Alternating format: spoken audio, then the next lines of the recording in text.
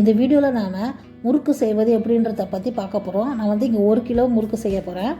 அதுக்கு வந்து ஒரு 5 கப் அளவுக்கு பச்சரிசி எடுத்துக்குங்க.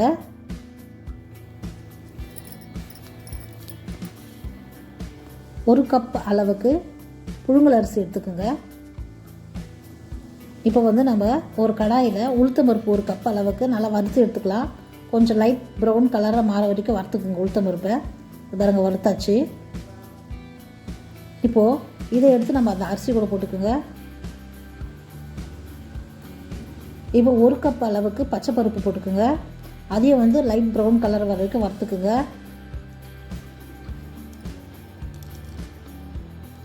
ப்ரௌன் கலராக மாறிடுச்சு. அதையே எடுத்து நம்ம அரிசியில் போட்டுக்குங்க. உடச்சக்கல்ல 1/2 கப்பு அதையும் வந்து வறுத்துக்குங்க. கொஞ்சம் சூடு ஏறினா போதும். உடச்சக்கல்ல சூடு ஏறிடுச்சு. அதையும் எடுத்து அந்த அரிசி கூட போட்டுக்குங்க.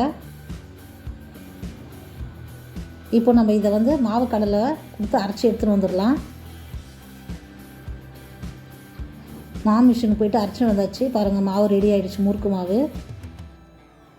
இப்போது அதை நம்ம வந்து முறுக்கு சுடுற அளவுக்கு பதமாக பிசைஞ்சுக்கலாம். அதுக்கு ஒரு அகலமான பாத்திரத்தில் மாவை கொட்டிக்குங்க.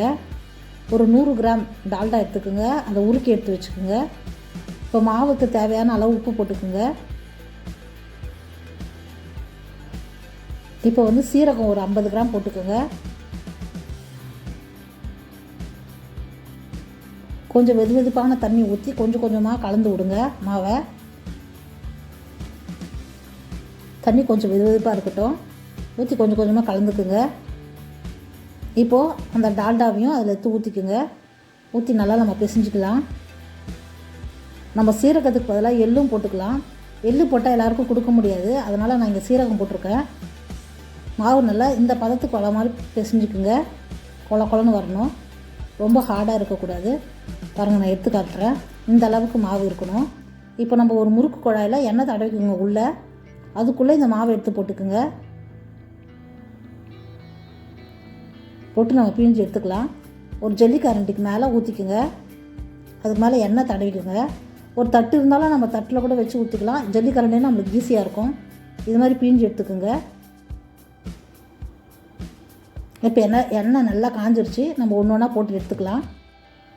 இது மாதிரி ஒன்று ஒன்றா பிழிஞ்சு போட்டு எடுத்துக்குங்க.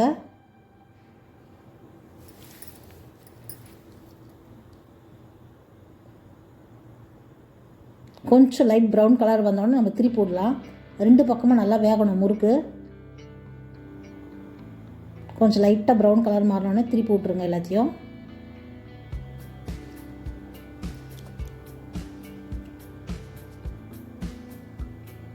இது பாருங்கள் நல்லா சிவந்து வந்துடுச்சு. இந்த நம்பத்தில் நம்ம எடுத்துடலாம். எடுத்து வச்சுருங்க ஒரு தட்டில். எல்லாத்தையும் அதே மாதிரி சுட்டு எடுத்து வச்சுக்கலாம். முறுக்கு ரெடி ஆகிடுச்சு.